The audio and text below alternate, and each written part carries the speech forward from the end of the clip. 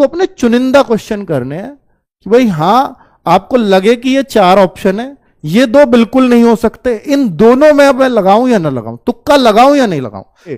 और वो आपके ध्यान ही नहीं रहा, वर्गमूल बताओ भी है यानी स्क्वायर रूट भी बताओ, तो आप 4 ऑप्शन देखते ही तुरंत लगा देते हो, जबकि वो वर्गमूल बताओ तो उत्तर लगाना था 2।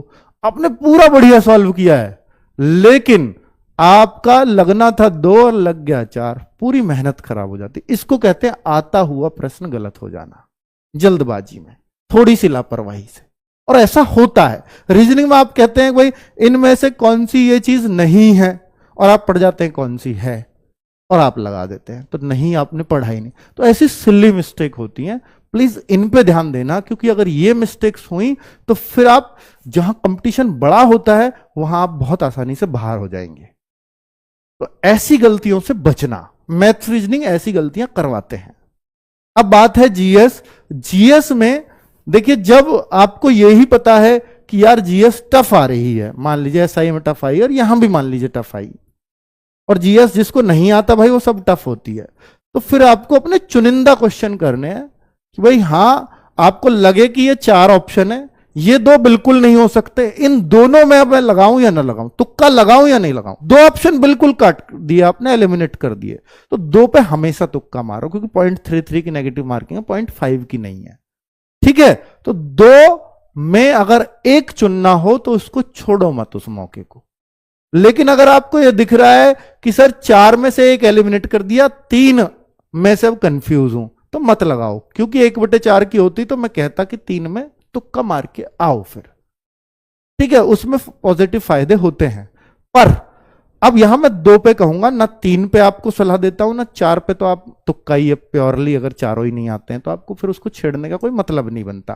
ठीक है, तो आपको जो चीजें आ रही हैं उनको ही आप करना, चाहे वो आपसे 20 बने, चाहे वो 22 बने, चाहे वो 30 बने, चाहे वो 35-40 बने, उस बात से मैटर नहीं करता। ठीक है, क्योंकि किसी के पेपर में जीएस आसान हो सकती है तो 20-22, किसी के पेपर में 20-22 के लायक हो सकती है, तो किसी के पेपर में वो 34-35 तक भी हो सकती है। तो आपके पेपर में वो कौन सी आई है ये आप नहीं जानते।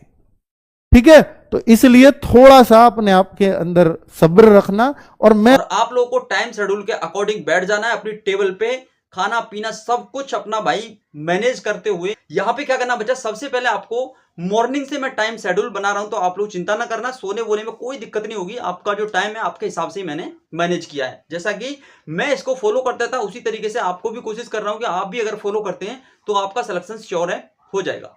तो बच्चा इकोनॉमिक्स का सबसे पहले मैंने लिया, जिन बच्चों को सबसे ज्यादा डर लगता है कि सर इकोनॉमिक्स में कुछ समझ में नहीं आता। अर्थशास्त्र एक ऐसा सब्जेक्ट है कि बच्चे बहुत ज्यादा यहाँ पे नहीं गेन कर पाते, तो यहाँ पे बच्चा आपको इकोनॉमिक्स 8 बजे से 9 बजे तक का आपको टाइम में सेट रखना है। दूसरे नंबर पे ज्योग्राफी लेनी है, जो कि 9 बजे से 10 बजे तक आपको ज्योग्राफी को पढ़ना है। हिस्ट्री के लिए आपको 10 बजे से 11 बजे तक का टाइम देना है। पॉलिटी के लिए 11 बजे से 12 बजे तक का टाइम देना है। उसके बाद बच्चा 4 सब्जेक्ट जब आप पढ़ लोगे तो आपके पास में जीके का पोर्शन कुछ कंटेंट में इकट्ठा हो जाएगा। फिर आपको करना थोड़ा सा माइंड रिवर्स करने के लिए मैथ पे काम। मैथ पे जब काम करेंगे बच्चा तो आपको 12 से 2 बजे तक, दोपहर के 12 से 2 बजे तक मैथ को करना है। मैथ में प्रैक्टिस करनी है, जो भी चैप्टर्स हैं, जो भी नोट्स हैं आपके पास, उसको रिवाइज करना है। चैप्टर वाइज में आपको पर डे 20-20 क्वेश्चन के हिसाब से, जैसा भी आपको अच्छा लगे, आपको मैथ 2 घंटे पढ़ना है तो पढ़ना है। उसके साथ ही मैंने यहाँ पे कंटिन्यूटी के साथ में रीजनिंग को लिया है, जैसा कि 2 से 4 बजे तक रीजनिंग आपको करना है। 2 से 4 बजे तक एक बार करके देखो बच्चा, बहुत फायदा होगा। यूपी पुलिस कांस्टेबल का एग्जाम मैंने क्वालिफाई किया, ऐसे ही एसएससी जीडी 3 से 4 बार मैंने क्वालिफाई किया। आरपीएफ कांस्टेबल का एग्जाम मैं क्वालिफाई किया था, बट फिजिकल नहीं लग पाया था। तो मैं आपको बता रहा हूँ, जो चीज मैंने फॉलो की है उन चीजों को फॉलो कर लो, आपका सिलेक्शन जरूर होगा। तो देखिए यहाँ पे आपको साइंस को लेना 4 से 5 बजे में, 4 से 5 बजे साइंस को पढ़ना है। उसके बाद फिर आना स्टैटिक जीके पे। स्टैटिक जीके का क्या पोर्शन है बच्चा, यहाँ पे बहुत ज्यादा क्वेश्चंस आपको जो देखने को मिलेंगे वो स्टैटिक जीके से लिंक करेंगे।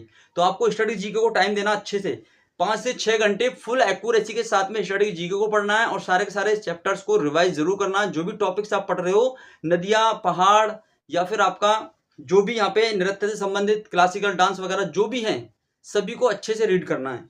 दूसरे नंबर पर यहाँ पे करंट अफेयर को 6 से 7 बजे तक रखना है आपको। फिर यहाँ पे रेस्ट है भाई 7 से 8 बजे का, यहाँ पे खाना पीना खा पी के अपना फिर से बैठ जाना है। रीजनिंग की मिक्स क्लास लेनी है रिवीजन में। यहाँ पे 8 से 9 में आपको रिवीजन चलना है रीजनिंग का। फिर आपका भाई मैथ की मिक्स क्लास लेनी है आपको 9 से 10 पे। कोई भी चैनल से आप RWA से जुड़ सकते हैं, RWA पे मैथ की क्लास, रीजनिंग की क्लास ये मिक्स में चल रही होंगी, उनको आप ले लेना, बहुत ज़्यादा फायदा आपको होगा। टेस्ट RWA पे लगाएं या फिर टेक्स्ट बुक पे लगाएं, तो बच्चा परेशान नहीं होना, टेक्स्ट बुक पे लगा लो या RWA पे लगा लो, जहां मर्जी लगा लो, लेकिन टेस्ट आपको लगाना है। और ये भाई 10 से 11:30 बजे तक आपको टेस्ट लगाना है। उसके बाद एनालिसिस जरूर करनी है। अगर एनालाइज आप लोग नहीं करते हैं तो टेस्ट लगाने का कोई भी फायदा नहीं है, आप एग्जाम में मार खा जाएंगे। इसलिए कह रहा हूं टेस्ट लगाओ, फुल टेस्ट के साथ ही आप लोगों को उसको एनालिसिस जरूर करना है, जहां भी गलतियां हुई हैं उनको सुधारना है।